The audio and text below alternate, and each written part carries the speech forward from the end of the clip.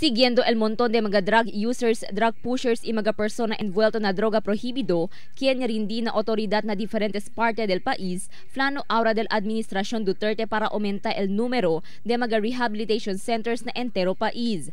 Asegun ko del antes concejal y ahora Executive Assistant for External Affairs na oficina del alcalde, Jawo Jimenez, el ciudad dale grande suporta na kampanya kontra droga del nuevo administrasyon. Según con Jimenez, el aumento rehabilitation centers, un buen principio para ayudar con mga surrenderies quiere man nuevo vida. Well, el ciudad de Zamboanga, una-una, está suporta con el programa del datong presidente Duterte, especialmente el alcalde si Mambeng, pasa en executive order.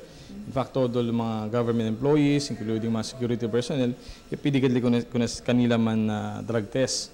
Este ahora plano, ojalá siya también mang-complement el national government. Kaya simula to manada, kaya habla sila in surrender, mga pushers, users, pero el issue ara, hindi kita kanila liba.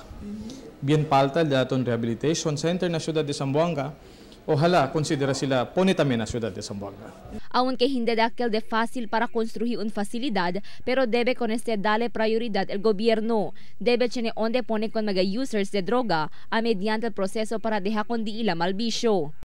Well, we need the facility. Once siya nakita facilities, siya nakita mga eksperto kaya maneha con este, of course, el willingness del user, del mga pusher para man-rehab, el suporta del pamilya, of course, el suporta también del local government, roga kita, que pwede cambia vida el daton mga envuelto na droga. Mientras tanto, siendo voluntariamente y rindi na autoridad el mga users y pusher de droga, el gobierno esperanzao ayuda y asistir con mga surrenderies na entero país.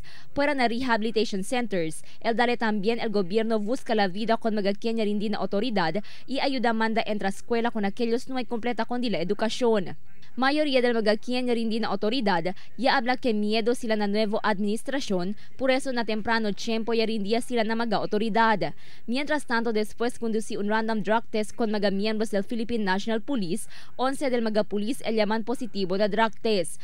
Según con el PNP Chief Ronald Bato de la Rosa, aquellos llaman positivo na drug test el pasana un confirmatory test. En tal caso, confirma que positivo sila na uso de droga prohibido, el PNP Chief ya habla que el kita kanila na puesto. Crystal Almonía, Dateline Zamboanga.